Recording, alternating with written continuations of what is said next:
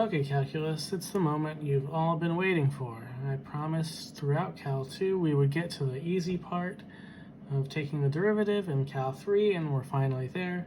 Partial derivatives of functions of two variables.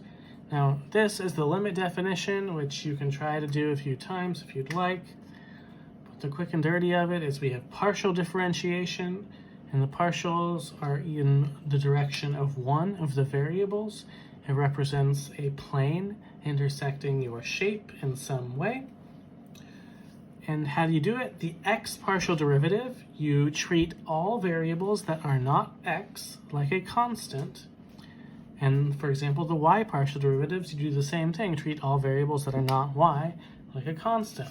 So how does this work in practical application? When it asks for fx, it's asking for the x partial derivative. So what's the derivative of 3x? It's 3. What's the derivative of x squared, y squared? Again, y squared is not an x, so it's treated like a constant, so it just drops down, and you only take the derivative of the x squared, which would be 2x, and the y squared drops down. The 2x cubed y, the 2 is a constant, the y is a constant. The derivative of x cubed is 3x squared, so this becomes 2 times 3, which is 6x squared y. And that is it. The y partial derivative, you do the same thing. 3x is not a y. Those are all constants, and what is the derivative of a constant? It's 0. X squared, y squared. The x squared will drop down. The derivative of y squared is 2y, so this would be 2x squared y. So for 2x cubed y, the 2x cubed is a constant. The y will simply become 1. And you have 0 minus 2x squared y plus 2x cubed. And that's it. So let's do it again on B. The x derivative. Okay, so the x derivative is going to require product rule. So we've got the ln x times the derivative of sine x squared y will be cosine x squared y times the derivative of the inside, which is 2xy, plus the derivative of ln of x is 1 over x times sine x squared y. So product rule still applies. The y derivative, since ln of x is only a constant, the only thing we really have to worry about, if we bring that down, is the chain rule. So cosine x squared y times the derivative of the inside, which should just be x squared. So these are really nice, useful tools. And so let's look at the visualization of what's actually happening here.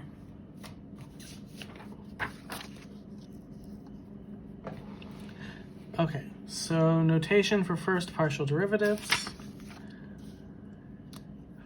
For if you're doing the derivative with respect to x, you can either call it dz dx in 2 dimensions, or dz dy, or you can call it z sub x and z sub y, f sub x, f sub y. Any of these are fine.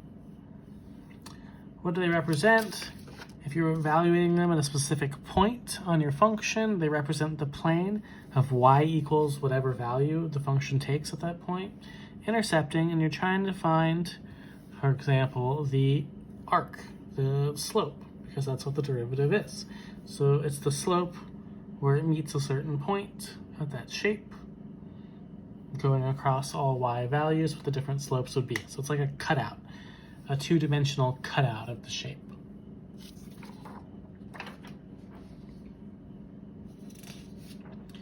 So when you're asked to do something like find the slopes in the x and y direction of the surface defined by f of xy equals negative x squared over 2 minus y squared plus 25/8 at the point 1/2, 1, 2. X direction, take the x derivative. That would be negative 2x over 2. Y squared is a constant, 25/8 is a constant, so this is really just negative x. The y partial derivative, x is a constant, 25/8 is a constant. The derivative here is negative 2y. So at this point, we plug in 1/2, it becomes negative 1/2. So the x slope is negative 1/2. the y slope is negative 2 times 1, which is negative 2. So in the y direction, the slope is negative 2, and the x direction, the slope is negative 1/2. So this is the view of what the shape actually looks like and what the slopes they're talking about are. So let's do one more. Find the slopes in the x and y direction of the surface defined by f of xy equals 1 minus x minus 1 squared minus y minus 2 squared at 1, 2, 1. So again, take the partial derivatives. F of sub x, constant, so it'll be minus 2 times x minus 1 to the first. This is a constant relative to x, so it's gone. For y, the first two are constants, so it should be minus 2 times y minus 2 to the first. This is negative 2x plus 2. This is negative 2y plus 4. At the point 1, 2, 1, so plug in 1 for x here. It'll be negative 2 times 1 plus 2, which is 0. This is negative 2 times 2 plus 4, also 0. So we have two things whose slopes are 0 at those points. Why? Because at the point 1, 2, 1, this is actually the maximum. So this thing is kind of like a downward facing double-sided parabola, not unlike this shape here, but this, when x is 1 and y is 2, we're actually at the top of this shape that you can kind of see up here. So we have a flat slope in either direction.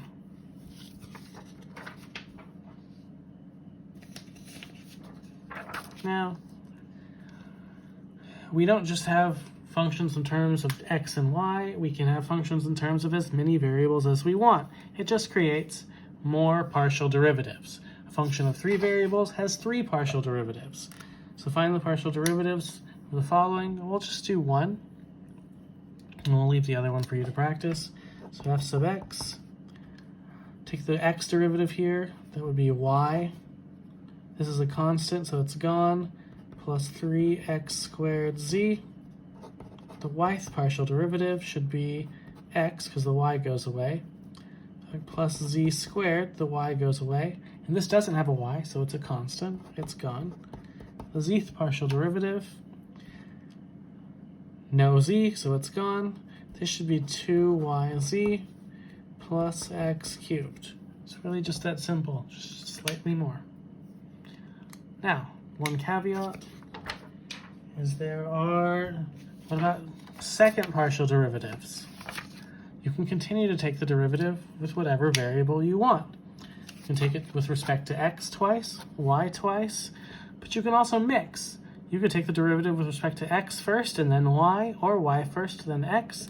The only rule is it does not matter the order. If you take the same set of 2 derivatives, you end up with the same thing. So if you take x derivative and then z partial derivative, it's the same as z partial then x.